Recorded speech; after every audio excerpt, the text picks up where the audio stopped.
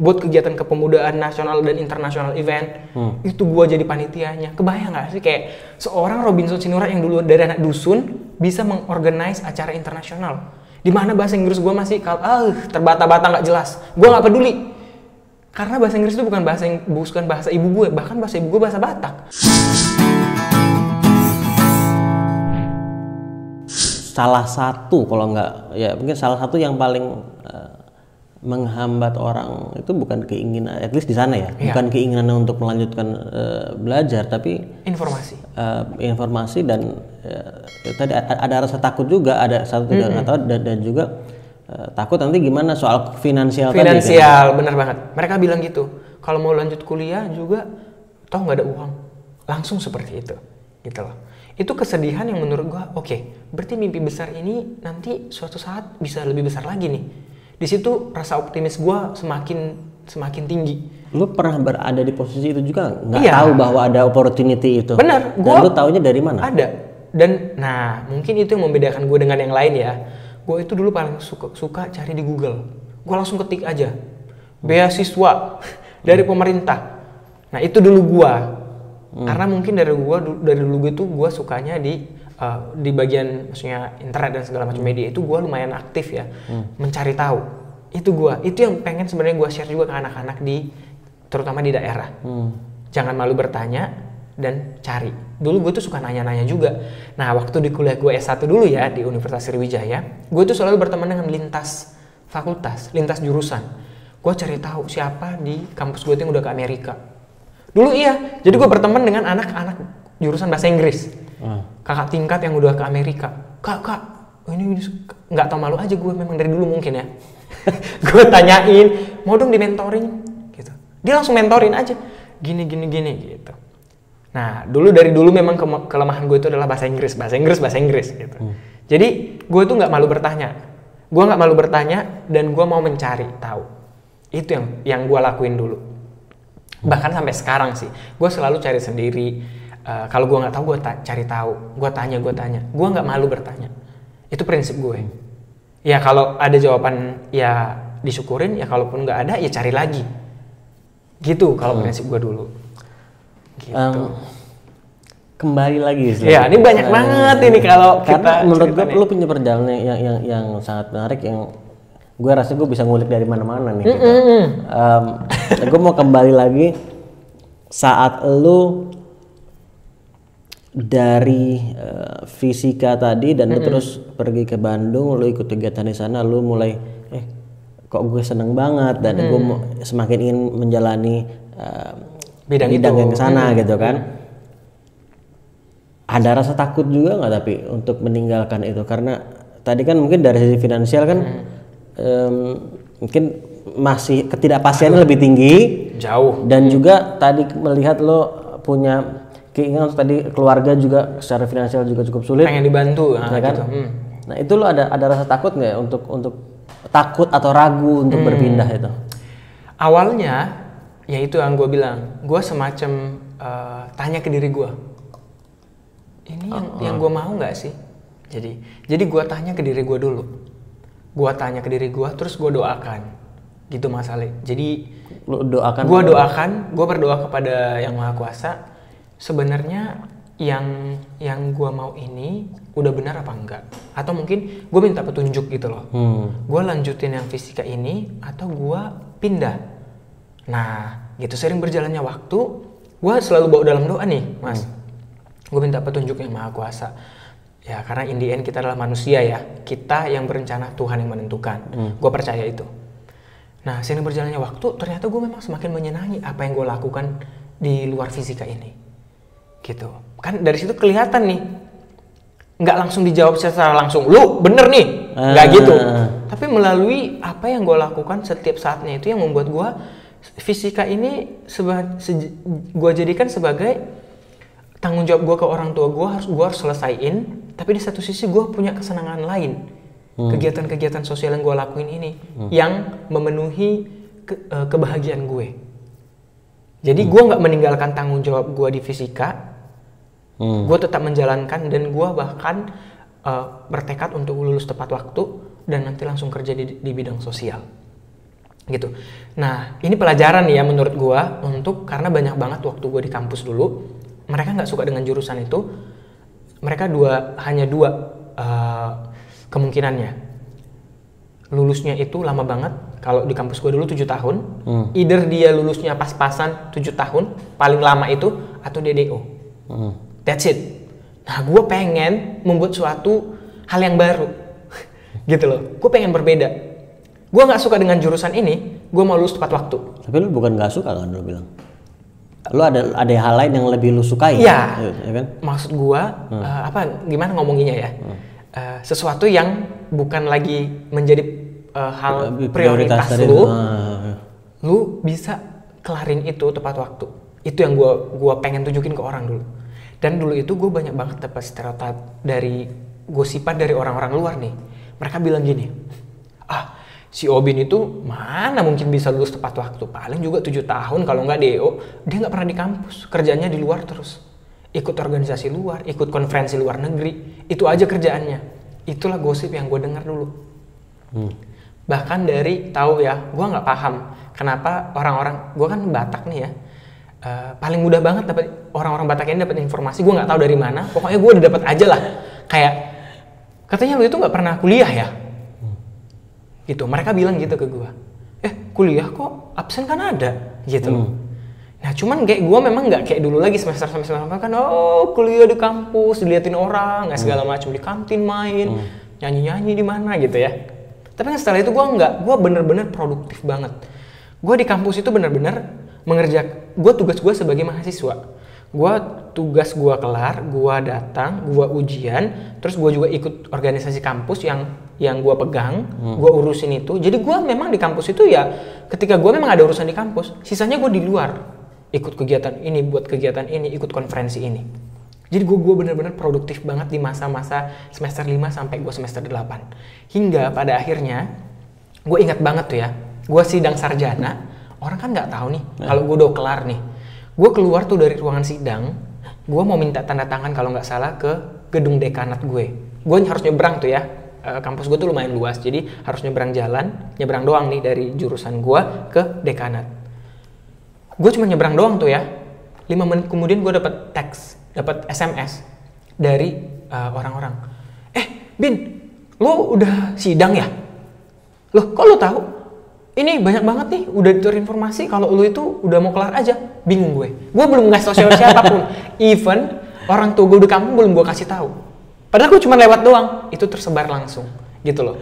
Nah, di situ gue ngerasa, berarti gue ngasih influence, gue ngasih sesuatu hal yang baik nih untuk orang-orang, supaya orang-orang itu jangan underestimate orang lain. Kan ya biasanya gitu ya, orang yang aktif di luar, paling lama. Gue patahkan itu gitu loh.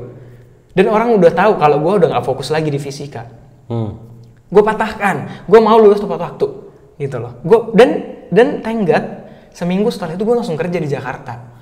Dan itu di NGO, di non-profit di Jakarta. Yang menurut gue, come on, mulut-mulut yang nyinyir-nyinyir itu, lu lihat aja apa yang gue lakuin gitu. Jadi bukan gue balas dendam ya, kan beda nih ceritanya. Tapi gue pengen buktiin ke orang-orang, guys, jangan pernah merasa kecil, jangan pernah merasa rendah ketika kita melakukan hal yang benar.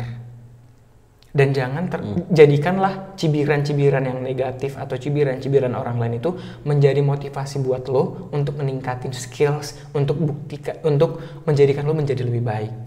Gitu. Gimana caranya, men? Kalau kan dari orang mungkin ada cara yang berbeda untuk membuat itu menjadi motivasi. Ada orang yang juga tuh malah tambah down gitu. Ya. Kalau lu gimana? Kalau gua yang kayak gua bilang tadi, kan gua udah mendengarkan itu tuh. Dan itu gua dengarnya itu juga kan kita nggak bisa pastiin itu dari siapa. Karena kan banyak banget nih yang apa sih orang-orang. Nah, tapi gua fokus.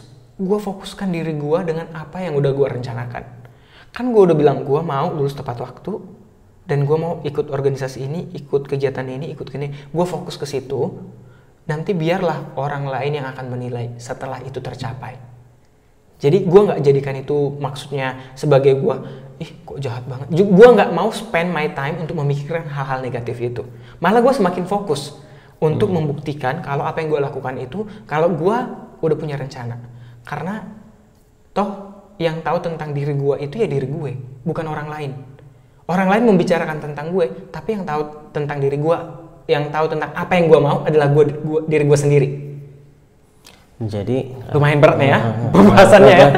Gue mulai melihat sepertinya ya, correct me if I'm wrong, gue melihat salah satu benang merah di sini adalah elunya sendiri clear dengan apa yang lo mau lakukan juga. Ya benar, kita harus clear dulu nih apa yang kita mau. Kayak gue dulu itu memang gue mau lulus tepat waktu. Dan gue pengen achieve beberapa sebelum gue wisuda. Contohnya nih, gue menjadi mahasiswa berprestasi di fakultas gue. Yang dari dulu gue nggak tahu apa sih mahasiswa berprestasi itu. Itu menurut gue udah telat. Apaan sih? Gue apa? Nah, IPK kah atau? Nah, jadi mahasiswa berprestasi ini karena di Indonesia itu kan lumayan hits ya. Menjadi mahasiswa berprestasi itu hits. Jadi gue juga mengetahui Mapres ini waktu gue semester 5 itu. Gue tahu ada ajang kompetisi di universitas itu gitu. Itu kompetisi Kita berkompetisi dengan jadi contohnya nih ya, di fakultas gue, fakultas MIPA kan ada jurusan fisika, kimia, biologi, kelautan, matematika, dan kalau salah satu farmasi, satu lagi di jurusan di fakultas gue dulu. Nah, gue harus berjuang mengalahkan semua. Pertama itu dari jurusan dulu. Kita berjuang di jurusan dulu untuk menjadi the best. Apa nih? IPK? Dari IPK, dari prestasi konferensi kah, kompetisi pernah menang kompetisi. Okay. Pokoknya diramu lah itu semua. Dan apa yang kita propose, yang mau kita present, riset apa yang mau kita tunjukkan ke untuk di kompetisi itu. Dari jurusan, lu akan bersaing dengan, kalau lu menang, lu akan bersaing dengan teman lu sefakultas. Berarti dari the best dari jurusan lain. Nah, dari fakultas ini nanti ditandingkan lagi lah sefakultas di universitas. Gitu. Dan gue menang, dan gue masuk kemarin tuh ke universitas, walaupun gue memang nggak jadi mahasiswa berprestasi di universitas, karena satu, kelemahan gue adalah bahasa Inggris. Again, karena gue kalah sama teman gue sendiri, karena gue tahu juga dia memang the best lah ya. Bahasa Inggrisnya bagus banget, anak jurusan bahasa Inggris. Dan memang dia bagus banget gitu loh. Dan kita teman. Dan di tahun gue itu, per fakultas itu yang beberapa 5 dari Mapres fakultas itu adalah teman gue. Jadi kita bersaing sama teman.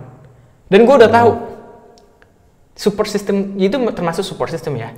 Jadi kita itu kaget aja, hah, fakultas dia ini fakultasnya kita lagi. Dan kita udah tahu pasti lu juara 1, juara 2, juara 3. Jadi udah tahu. Karena kita udah tahu kemampuan kita. Kita tinggal berjuang aja sebenarnya di final itu di tingkat universitas. Well, di situ gue ngerasa bahwa memang gue agak-agak berbeda nih yang gue bilang. Makanya dulu di fakultas gue itu ada baliho dan ada foto gue, prestasi yang udah gue dapet gitu loh. Bangga nggak sih? Kayak itu menurut gue mungkin orang merasa itu udah telat banget sih, semester 7 baru gue ikut kompetisi ini, foto gue di baliho dan segala macam. Tapi menurut gue lebih baik terlambat daripada tidak sama sekali, ya nggak sih? Karena orang-orang tahu itu mungkin dari semester 1 kuliah udah pada tahu apa itu Mapres, apa itu kompetisi keluar, apa itu konferensi ke luar negeri. Gue taunya kan semester 5. Agak-agak gimana gitu ya kalau dibandingkan dengan teman-teman yang lain gitu loh. Kalau ya tapi ya stop comparing yourself with others kan. Ya kan? Gitu. Oke, gue beruntung masih bisa mengetahui itu di semester 5. Masih ada beberapa semester kesempatan gue untuk fight for it. Gitu. Nah, makanya gue bilang gue bener-bener semester 5 itu sampai semester 8 gue manfaatin banget tuh sebagai mahasiswa, ikut kompetisi sana, ikut program sana, buat proposal untuk funding untuk kayak mendanai kita konferensi ke luar negeri. Aduh, di situ tuh gue super aktif buat kegiatan kepemudaan nasional dan internasional event. Itu gue jadi panitianya. Kebayang nggak sih kayak seorang Robinson Sinurat yang dulu dari anak dusun bisa mengorganize acara internasional. Di mana bahasa Inggris gue masih terbata-bata nggak jelas. Gue nggak peduli. Karena bahasa Inggris itu bukan bahasa ibu gue, bahkan bahasa ibu gue bahasa Batak. Bahasa Indonesia aja dulu gue susah, boro-boro bahasa Inggris. Serius?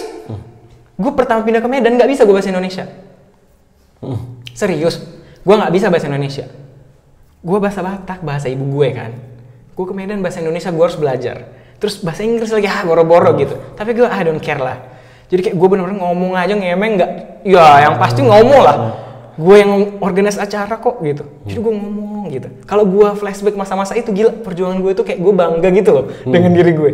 Gitu. Jadi gue pengen juga share, ini yang gue pengen share ke orang-orang. Berani aja dulu. Lakukan aksi yang paling penting. Kan banyak yang nanya, "Bang, bahasa Inggrisnya udah seperti air mengalir lah ya." Enggak juga gitu loh. Berarti dari dulu memang udah bisa bahasa Inggris? Enggak. Gue jelasin itu bener-bener. Bahkan gue masih ingat di semester 3 ya. Semester 3 gue coba namanya beasiswa IELTS dari pemerintah Amerika untuk belajar bahasa Inggris 3 bulan di Amerika. Gue gagal gara-gara TOEFL lagi, gara-gara bahasa Inggris. Gue masih ingat skor ITP gue itu 390 Mas Ali. Yang paling rendah kalau nggak salah 370. Gue 390. Paling tinggi itu 677. Jauh banget kan? Sedangkan skor minimal yang diminta pada waktu itu cuma 450 doang. Itu aja gue nggak sanggup semester 3. Itu yang membuat gue semakin menggebu-gebu untuk belajar. Gue pikir, gila, 390 gara-gara ini doang gue nggak bisa lanjut gitu loh ke tahap berikutnya. Orang kan ada yang kayak gitu malah tambah down, tapi kalau gue nggak, malah gue mikir, gila gue harus bisa dong gitu.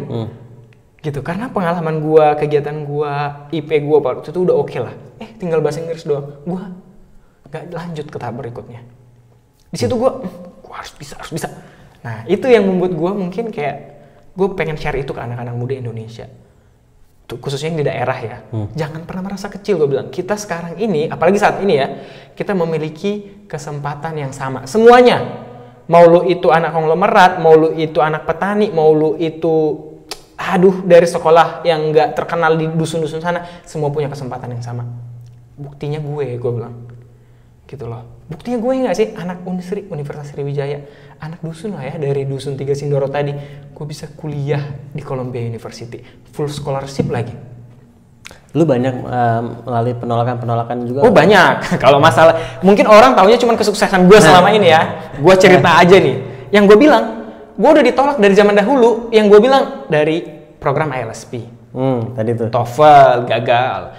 Terus gue dulu programnya yang diinisiasi oleh Presiden Barack Obama, yang Southeast Asian Leader Initiative, gue 4 kali apply baru lolos. Berarti 4 tahun itu berturut-turut. 2012 gagal, 2013 gagal, 2014 gagal, 2015 baru gue lolos. Kebayang nggak kalau gue berhenti di 2015? Mungkin apa yang membuat lo daftar lagi? Karena gue pikir, gue selalu ingat, 1 langkah lagi nih untuk lulus. Nanggung nggak sih? Jadi gue selalu oke, gas terus sampai batas usianya selesai, baru mungkin nggak ada kesempatan lagi. Karena kan ada kriteria tuh, batas umur contoh. Kalau masih ada kesempatan, masih bisa apply, gas terus. Gitu yang gue pikir. Tinggal satu langkah lagi, 1 tangga lagi nih. Itu yang selalu gue bilang ke diri gue. 1 tangga lagi, 1 lagi. Jadi itu motivasi untuk diri gue sendiri. Nah ketika gue nggak daftar, nanggung banget, tinggal 1 lagi. Jadi apapun hasilnya, gue nggak akan menyesal. Kenapa? Karena gue udah mencoba. Kalau kita nggak mencoba, pasti berpikir, coba dulu gue apply ya. Coba dulu, coba gitu. Makanya gue bilang, coba aja. Masalah hasilnya lulus atau enggak, itu urusan nanti. Gitu loh. Jadi lu nggak ada penyesalan ketika lu udah coba. Kan udah lu coba, ya mau gimana? Dan selalu melakukan itu, coba all out. Seluruh kemampuan dikerahkan sehingga tidak ada penyesalan. Gitu loh. Apapun yang gue lakuin dari dulu itu, gue selalu maksimal. Nggak pernah kayak, oh ya udahlah gitu, enggak. Gue selalu maksimal dan gue berprinsip ketika lu daftar 50% lu itu udah menang.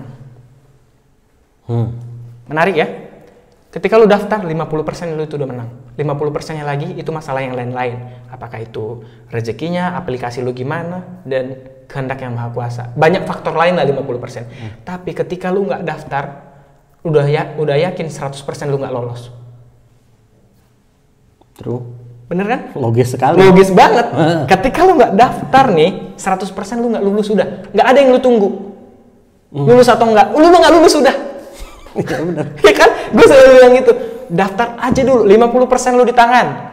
Nah setelah 50% lagi ya tergantung aplikasi lu lagi, kriteria ini segala macam, faktor-faktor lain. Probabilitasnya udah pasti 0 kalau nggak. Udah pasti 0 kalau lu ini gitu. Itu yang selalu gue pegang gitu loh. Makanya gue bilang, keep applying. Dan nggak harus, dan nggak melulu itu lagi gitu. Maksud gue, kan untuk apply contoh beasiswa itu kan ada esai ini contoh. Ya esai itu lo harus lu ubah gitu. Lu lihat, lu pelajarin apa yang lu gagal dulu kenapa. Kan belajar dari kegagalan kan. Lu belajar, oh berarti dulu kurangnya di sini. Atau mungkin lu kurangnya di organisasi ini, atau lu kurang experience di bidang ini. Nah, gue bener-bener belajar tuh setiap saat. Di tahun 2012 yang gue bilang tadi, ini salah satu contoh ya, yang menurut gue achievement gue, yang salah satu mimpi gue pengen ke Amerika dari dulu kan, dari gue kuliah 2010 semester 3 itu, terjawabnya di 2015 gitu loh, 5 tahun untuk bisa pertama kali menginjakkan kaki dapat beasiswa dari pemerintah Amerika Serikat gitu loh. Setiap tahun itu gue belajar, gue perbaiki diri. Apa nih yang kurang dari gue untuk bisa mencapai yang satu ini gitu loh. Dan ternyata benar, 2015 ketika gue berangkat ke Amerika Serikat itu di program itu, profesor gue suruh gue presentasi tentang proyek gue di Indonesia. Kaget gue. Ternyata mereka benar-benar baca aplikasi kita kan. Dan itu ditanyakan. Gue masih ingat itu di slide-nya itu dia buat gini, Obin is doing a great job in Indonesia. Oke, dipanggil lah gue untuk sharing tentang program yang udah gue lakuin di Indonesia. Thank God, itu yang udah gue kerjain dari 2012. Waktu gue pertama kali daftar itu yang gagal, tapi gue terus ngelakuin dan memperbaiki, dan kegiatan itu selalu gue buat. Gue ikut involve terus dan perbaiki. Dan itu yang gue jelasin di Amerika. Kebayang nggak? Berarti kan semuanya itu memang udah, menurut gue, coba kalau gue tahun 2012 langsung lulus dulu, apa yang mau gue ceritain di Indonesia, dari Indonesia untuk di kelas. Oh, berarti benar ya. Berarti memang gue percaya juga gue ditempah untuk bisa menjadi orang yang lebih baik setiap tahunnya gitu loh. Yang umpama kan seperti, ya kalau ada yang bilang ya, hidup itu seperti ini gelas, terus airnya ini nih. Ada orang yang mungkin udah segini airnya, jadi dia perjuangannya untuk mencapainya itu tinggal ya setengah lagi, ya kan? Mungkin gue masih di sini, jadi harus berjuang dulu, lebih keras, lebih banyak untuk bisa mencapai ini, kan gitu kan? Jalan orang kan beda-beda, ya nggak sih? Ya gue percaya itu. Oh berarti kan ada nih orang semester 1 aja, nggak usah deh, orang yang anak SMA aja udah berangkat nih pertukaran ke Amerika Serikat, program belajar di sana setahun. Sedangkan gue nggak tahu ada program itu, gitu loh. Ya kembali lagi, gue tahu semester 5 nih mulai. Nah, oh berarti gue dulu masih di sini banget. Orang udah di sini. Jadi mereka tinggal langsung dapat. Gue, waduh berjuang dulu nih mampus baru sampai. Nah, tapi gitu. tetap akan bisa sampai juga. Iya, gitu. Kembali lagi ke apa sih, keuletan atau ketekunan atau konsistensi kita untuk tetap memperjuangkan itu, ya nggak sih? So berarti sometimes orang kayak apa ya? Gue ngeliat mungkin kalau kita bicara tadi soal comparing tadi gitu ya. Orang kayak ada yang dia masih di sini tapi dia compare sama orang yang udah di sini, sehingga nggak nemu, yang ada dia malah down, ya kan? Ya kalau gue nih, kalau gue compare diri gue dengan seseorang lah, contohnya di umur 23 tahun dia sudah ada di posisi A.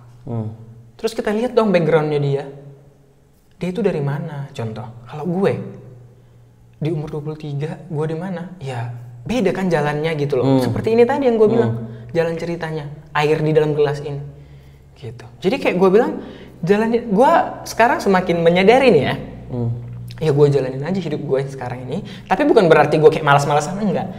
Gue jalanin hidup gue yang ada sekarang ini, gue syukuri, gue improve diri gue kerjakan apa yang gue kerjakan secara maksimal gitu.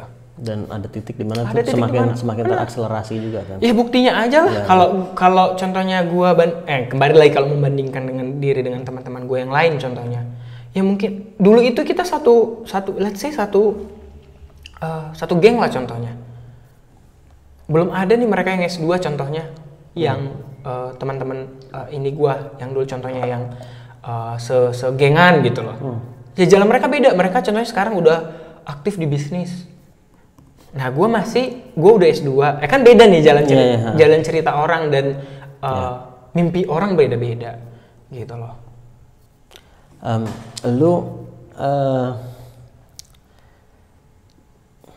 Saat ini nih, tadi gue dari mendengar apa yang lo sampaikan, selalu ada 1, 2, atau 3 hal yang super clear buat lu, ini yang gue inginkan, sehingga tuh tadi selalu menggebu-gebu tadi kan, sehingga tuh membuat lu fokus gitu. lulus udah S2 udah kedepannya apa ini? Yang membuat lu merasa menggebu-gebu tuh apa kedepannya? Oke. Ada nggak? Ada. Jadi ada. Iya nih, ada banget ini. Jadi gue pengen banget memang Yayasan Mimpi Besar Indonesia ini kasih impact nih untuk Indonesia. Jadi di 2020 memang belum banyak yang kita lakukan karena memang pandemi datang ya. Kita syuting 2021. Ya. Januari. bener ya. Yes. Bener, ini salah satunya gitu loh. Jadi 2020 itu benar-benar kayak gue, oh nggak apa-apa lah, jalanin dulu. Setidaknya sudah resmi nih menjadi yayasan. Jadi 2020 itu memang target gue adalah melegalkan si Yayasan Mimpi Besar ini menjadi yayasan. Di 2020? Karena kan 2018-19 kan masih baru, tim juga masih baru dan segala macam. Jadi gue memang udah punya mimpi banget dulu itu 2020 ini jadi yayasan yang legal, tercapai. Nah di 2021 ini gue pengen langsung impactnya nih. Kira-kira gue pengen banget memang banyak banget anak-anak muda yang terbantu di Indonesia untuk meraih mimpi besarnya melalui program kita. Ini khususnya soal sekolah ya? Atau pendidikan? Nggak hanya sih. Pendidikan formal? Informal juga, karena kan kita pelatihan soft skills kan ada nih. Nah salah satu nih ya di tahun 2020 lalu, kita bahkan belum melakukan training in person ke dia, udah ada satu nih yang lulus ke program beasiswa ke Hungaria. Jadi sekarang dia sudah di Hungaria. Padahal kita belum in person nih, masih kayak kita lakukan online gitu loh. Nah di 2021 ini gue tuh pengen banget ini lebih banyak banget lagi nih kegiatan untuk mengencourage anak-anak muda untuk berani bermimpi dan mereka itu menceritakan keberhasilan mereka itu ke orang dan akan semakin banyak yang termotivasi lagi. Gue greget banget gitu loh. Dan gue pengen banget nge-list gitu loh. Contohnya anak ini. Jadi salah satu contoh sukses yang menurut gue ya. Jadi satu yang kita bantu dulu di 2018 mendapatkan beasiswa untuk dia hampir gagal nih sidang dan wisuda sarjana karena nggak punya uang untuk bayar uang kuliah. Nah itu yang kita bantu dulu di 2018 dan sekarang setelah itu dia langsung menjadi salah satu guru di salah satu sekolah bonafit di Medan dan dia ceritakan itu ke siswanya dan dia juga membantu 5 anak lain untuk bisa masuk perguruan tinggi negeri dari keluarga yang kurang mampu pastinya. Cuma-cuma dia mentorin itu anak-anak. Dia bilang, dia cerita ke gue. Duh, gue nggak pernah ngasih tahu lu itu harus jadi ini enggak. Dia cerita ke gue. Gue dulu dibantu sama Bang Obin dan gue ingin membantu orang lain. Gue merinding, gitu loh. Karena bener apa yang gue lakuin itu ternyata juga di-adopt dan dilakukannya ke orang lain. Dan dia sekarang menjadi guru di salah satu sekolah bonafit. Dan dia bilang, ini aku nggak akan pernah melupakan ini karena dulu aku dibantu untuk bisa sampai sarjana. Dan tugasku sekarang adalah membantu orang lain. Mungkin aku nggak bisa membalas ini ke Bang Obin, tapi aku bisa melakukan hal-hal kecil untuk orang lain. Dia bantu tuh mentorin orang untuk masuk PTN. Gitu. Salah satu contoh. Paid forward. Paid forward, bener banget. Dan gue berharapnya memang ini menjadi hal yang seperti itu. Gitu loh, berkelanjutan. Sehingga semakin banyak impact-nya. Gitu sih. Itu greget banget gue ya, dan ya harapannya sih 2021 program kita banyak sehingga kita punya blueprint. Cerita sukses juga udah ada dari scholars kita atau nanti penerima beasiswa atau penerima soft skill training kita. Dan di 2021 itu kita compile tuh ya. Jadi semoga di 2022 nanti ada nih yang udah mau mendonasikan atau konglomerat yang bersedia nge-support untuk program itu, program-program kita ke depannya. Gitu sih menurut gua. Jadi ini nanti akan jadi besar dan semakin banyak juga anak-anak muda yang terpanggil untuk berkontribusi pastinya kan. Contohnya nih, gua mau dong ini bantu-bantu jadi tim desain di yayasan, atau gua mau dong intern dan segala macam. Jadi yayasan ini benar-benar jalan, nggak hanya untuk membantu orang lain, tapi juga nggak hanya memberikan pelatihan ke orang lain, tapi juga memberikan kesempatan untuk anak-anak lain untuk mengimplementasikan ilmunya. Contoh nih ya, kan ada nih mahasiswa-mahasiswa yang mau pengen magang atau pengen cari pengalaman dong untuk meningkatkan kemampuannya untuk ngedesain, ya kan? Kita bisa masuk ke tim desainnya kita contohnya. Harapan gue gitu, semakin banyak orang-orang yang terpanggil untuk berkontribusi untuk masyarakat. Kan banyak nih kadang nggak tahu, aduh gue pengen banget sih gabung di kegiatan sosial tapi nggak tahu mau di mana. Jadi Yayasan Mimpi Besar ini menerima gitu loh. Bergabunglah dengan kita menjadi volunteer. Contohnya gitu, gitu loh. Nah, gue menggebu-gebu banget nih, dan gue nggak tahu kenapa nih Mas Ali ya, gue pengen lagi sekolah. Gitu loh. Ini gue ceritain di sini ya. Ya kalau memang ada rezeki, gue pengen punya another master lagi lah gitu. Kalau kemarin kan bukan ngambil S3, master lagi, karena nggak tahu kenapa ini yang ada di benak gue sekarang ya, kita nggak tahu ya, kan people change. Gue juga nggak tahu yang ada di benak gue sekarang. Gue pengen ambil another master lagi, sehingga nanti master gue yang kedua ini, gue nanti akan kombinasikan antara master of social work gue yang kemarin dengan master gue yang kedua ini. Ngambil master apa? Nah ini gue lagi berpikir nih, apakah gue mau ngambil di public administration atau public policy di governmentnya. Jadi kan non-government gue udah banyak nih contohnya, udah kerja di situ, master gue di social work yang menurut gue relates banget ke non-government kan. Gue pengen ambil yang degree yang mungkin di bagian pemerintahan, either itu public administration atau public policy, nanti mau gue combine untuk gue jadikan ke S3 gitu loh. Menarik ya? Kalau menurut gue. Menarik sekali. Atau bisnis untuk S2-nya ini, yang kedua ini. Kenapa bisnis? Karena sosial tanpa juga bantuan dari dana dengan bisnis atau entrepreneurship segala macam itu nggak jalan ini yayasan gitu loh. Jadi antara dua itu gue masih bingung nih, mana yang mau gue ambil, mau gue kombinasikan nanti itu gue ambil untuk PhD gitu loh. Jadi kayak PhD apa? Nah PhD-nya nanti ya makanya gue bilang gue mau kombinasikan dua hal ini menjadi sesuatu nanti untuk di PhD. Nah itu untuk PhD-nya gue belum tahu apa. Cuman kalau untuk S2-nya lagi ini gue lagi mikir nih, apakah gue ambil yang pemerintahnya atau bisnis atau entrepreneur ini gitu loh. Nah kan agak menarik ya kalau gue combine ini dua. Makanya gue bilang gue kayak banyak banget nih dalam otak gue sekarang yang kayak gue, yang mana nih yang mau gue iniin dulu gitu.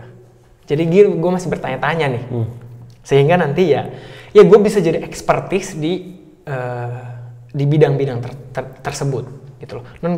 Non-government atau non-profit boleh gue, bisnis entrepreneur atau government atau apa ini yang keduanya nanti boleh gue gitu loh. Maksud gue gue pengen kombinasikan itu sehingga karena dulu aja gue eksak ke sosial. Nah sekarang gue mau lagi nih satu lagi membuat hal yang baru gitu, sehingga nanti di PhD-nya itu benar-benar gue menciptakan sesuatu hal yang baru gitu loh, kombinasi dari dua ini.